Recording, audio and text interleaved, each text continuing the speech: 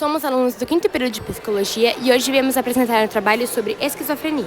A esquizofrenia incide em 1 a 2% da população mundial, independente do sexo, idade, raça e nível socioeconômico, configurando-se então como um enorme desafio à neurociência. Além disso, estudos com familiares e gêmeos esquizofrênicos nos direcionam para a existência de componentes genéticos na etiologia da esquizofrenia.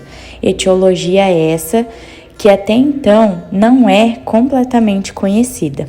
O transtorno é considerado uma patologia do sistema nervoso e caracterizado como consequência de diversos distúrbios do sistema nervoso central. Logo, diversas hipóteses envolvendo dopamina, serotonina, glutamato, neuropeptídeos, ligantes de receptores muscarínicos, adenosina, sítios de ligação sigma e fosfolipase têm sido propostas na tentativa de melhor compreender a fisiopatologia da doença. Sendo assim, é ideal entender quais áreas do cérebro são afetadas e de que forma. Isso é importante devido ao caráter científico que buscamos trazer à avaliação neuropsicológica do transtorno e entender qual a etiologia e funcionalidade do cérebro nesses casos é essencial para uma avaliação e diagnóstico certeiros. Existe na esquizofrenia diferentes classificações. Por exemplo, a esquizofrenia com sintomas positivos, negativos ou os dois. A relação da esquizofrenia com alguma característica cerebral sempre foi de interesse de pesquisadores, já que a sua etiologia não é tão bem determinada. Porém, em pesquisas realizadas com pacientes agudos e crônicos, verificou-se que diversas áreas cerebrais e até mesmo a dilatação dos sulcos podem estar afetados. No geral, fala-se da diminuição do tamanho de áreas e até do cérebro do esquizofrênico ser menor e mais leve do que de um paciente sem o transtorno.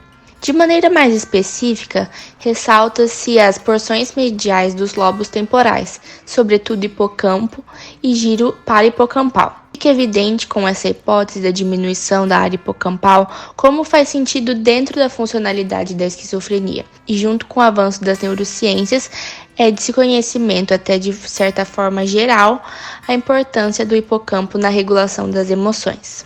Avançando na pesquisa sobre os denominadores cerebrais e a esquizofrenia, existem evidências que demonstram que pacientes esquizofrênicos possuem menor lateralidade cerebral do que pessoas sem o transtorno.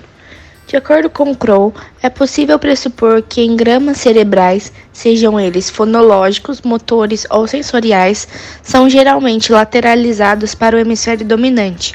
Logo, as associações menos frequentes são em grande parte lateralizadas para o hemisfério não dominante. Entretanto, na esquizofrenia, parece que essa segregação é menos seguramente estabelecida.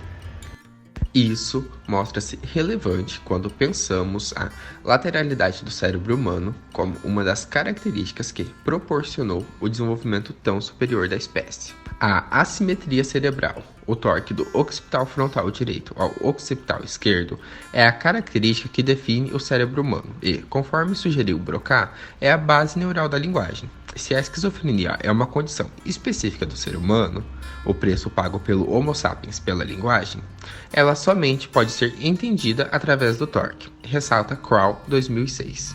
O mesmo autor ainda traz evidências da prevalência de não destros significativamente mais elevada em pacientes esquizofrênicos, quando comparados a controles saudáveis e psiquiátricos, e conclui, portanto, que encontrar o gene da lateralidade cerebral poderia contribuir nos estudos sobre predisposição genética à esquizofrenia.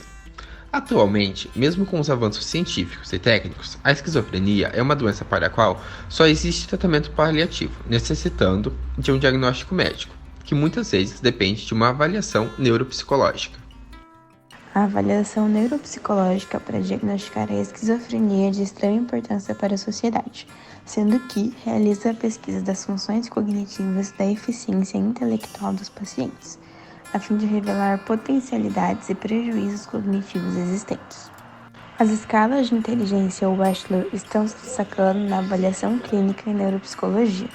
pois conceitua-se inteligência como uma competência do indivíduo de agir com objetivo, pensar de forma racional e lidar efetivamente com o ambiente. Essa avaliação avalia a capacidade intelectual e cognitiva na esquizofrenia, auxilia no diagnóstico dos déficits presentes no transtorno ao comparar com amostras de indivíduos saudáveis.